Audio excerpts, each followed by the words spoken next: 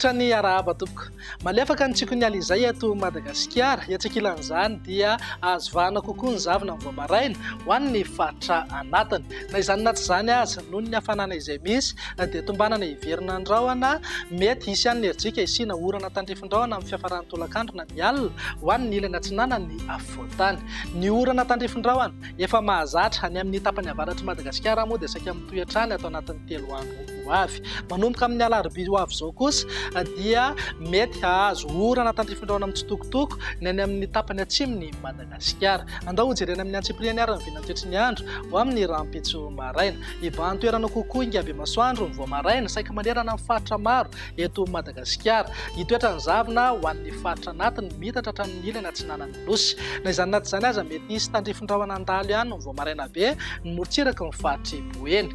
Raha ny tolakandro indray dia azo orana tandrifin-drahona ny any amin'ny tapany avaratry ny nosy torak'izay ihany koa ny any amin'ny faritry Vatovavy, Fitovinany ary Atsimo Atsinanana. Hiverina andrahona mety arahana orana tandrifin-drahona indraindray ny ilany atsinanan'ny afovoantany iray manontolo. Morotsiraka atsinanana sy ny ilany andrefan'ny nosy moa dia andrahona vitsy na ibahan-toerana kokoa iaby masoandro. Ny vinan'ny maripana ao anatin'izay manodidina amin'ny 4-30 degré ny maripana ambony indrindra any amin'ny tapany atsimo Madagasikara torak'izay ihany koa ny any amin'ny faritry Sofia.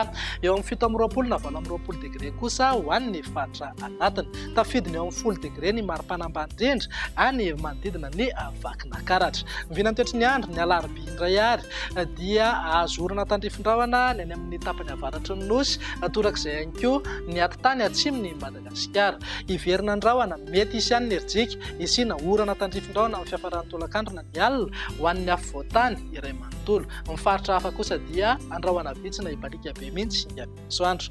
Ny vinan'ny maripana ao anatin'izay manodidina eo amin'ny 4-30 degré any amin'ny faritra avaratra andrefana, eo amin'ny 7-20 na 20 degré kosa ho an'ny faritra anatiny. Morotsiraka atsinanana manodidina eo amin'ny 30 ka hatramin'ny 30 degré ny maripana ambony indrindra. Andao faranana ny vinantoetry ny andro amin'ny alakamisy ary dia saika azo orana aloha morotsiraka atsinanan'ny nosy iray manontolo. Mety hita hatraty amin'ny afovoantany aza moa izay orana tandrifin-drahona mitsitokotoko izay.